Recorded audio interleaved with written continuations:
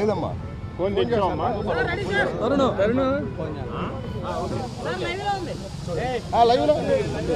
జై అమరావతి. ఈరోజు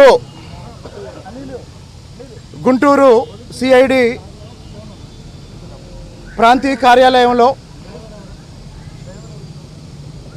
ఉన్మాది రాంగోపాల్ వర్మ,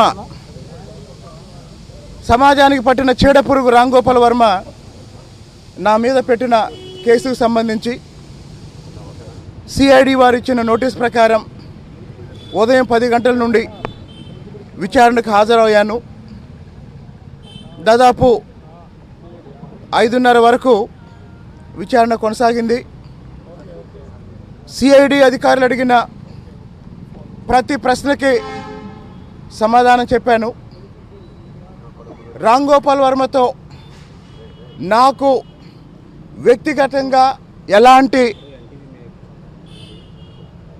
సంబంధాలు కానీ లేదా ఎలాంటి విషయాలు కానీ వ్యక్తిగత వైరం ఏమీ లేదు. రాంగోపాల్ వర్మ విషయంలో, అతను తీసే సినిమాల విషయంలో, అతని సినిమాల ద్వారా సమాజంలో హింస ప్రవృత్తి, అలాగే మహిళల పట్ల అత్యంత అభ్యంతరకరంగా అతను తీసే సినిమాల విషయంలో, సమాజం మీద అతని సినిమాల దుష్ప్రభావం గురించి నాకు చాలా తీవ్రమైన అభ్యంతరాలు ఉన్నాయి. ఇటీవల వ్యూహం సినిమాకు సంబంధించి ఆ వ్యూహం ప్రీ రిలీజ్ ఫంక్షన్లో, లేదా ఆ వ్యూహం ట్రైలర్లో, లేదా ఆ వ్యూహం షూటింగ్ ప్రారంభమైన దగ్గర నుంచి ఆంధ్రప్రదేశ్లో 2 ప్రధాన కులాల మధ్య గొడవ పెట్టే లక్ష్యంతో రాంగోపాల్ వర్మ సామాజిక సామరస్యతని దెబ్బతీసే విధంగా పవన్ కళ్యాణ్ గారి గురించి మాట్లాడేటప్పుడు ఒక కులాన్ని, చంద్రబాబు నాయుడు గారి గురించి, లోకేష్ గారి గురించి మాట్లాడేటప్పుడు తెలుగుదేశం పార్టీని, అలాగే వాళ్ళ కుటుంబాల్లో ఉన్న మహిళల్ని రాంగోపాల్ వర్మ అశ్లీలంగా, అసభ్యంగా మాట్లాడటాన్ని తీవ్రంగా వ్యతిరేకిస్తూ ఇలాంటి సామాజిక లేదా సంఘ వ్యతిరేక ఆలోచన విధానాన్ని ఖండించాలి అనే లక్ష్యంతో ఒక ఆవేదనలో నుంచి నేను రాంగోపాల్ వర్మని ఒక మాట అనడం జరిగింది.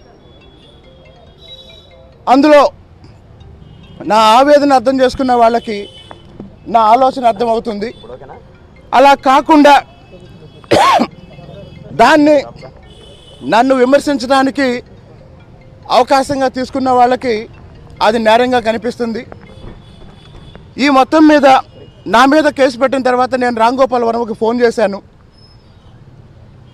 ఎందుకు అంటే నా అభిప్రాయం చెప్పడానికి ఫోన్ చేశాను. రాంగోపాల్ వర్మ నా ఫోను లిఫ్ట్ చేయలేదు. ఇదిగో ఇప్పుడు కూడా మళ్ళీ రాంగోపాల్ వర్మకు ఫోన్ చేస్తున్నాను.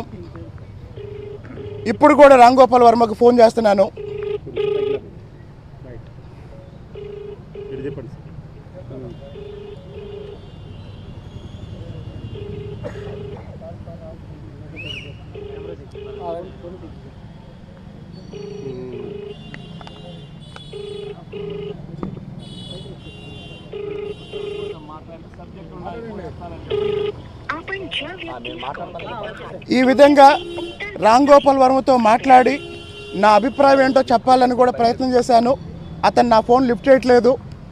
పైగా ఈరోజు నాకు సిఐడి వాళ్ళు చెప్పిన దాని ప్రకారం వాళ్ళ మాటల్లో నాకు అర్థమైంది ఏంటంటే జీవితంలో మొట్టమొదటిసారి రాంగోపాల్ వర్మ భయపడ్డాడంట.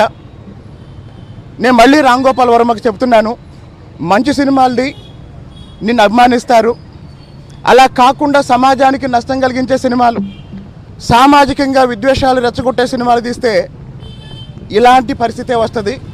ఒళ్ళు దగ్గర పెట్టుకొని సినిమాలు తీయమని ఇంకోసారి చెప్తూ, ఈరోజు ఉదయం నేను సిఐడి కార్యాలయానికి వెళ్ళేటప్పుడు నాకు మద్దతుగా వచ్చిన ప్రతి ఒక్కరికి పాదాభివందనాలు తెలియజేస్తున్నాను.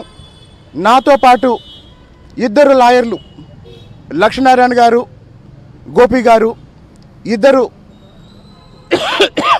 రోజంతా విచారణలో నాకు దాదాపు 10 అడుగుల దూరంలో కూర్చొని విచారణ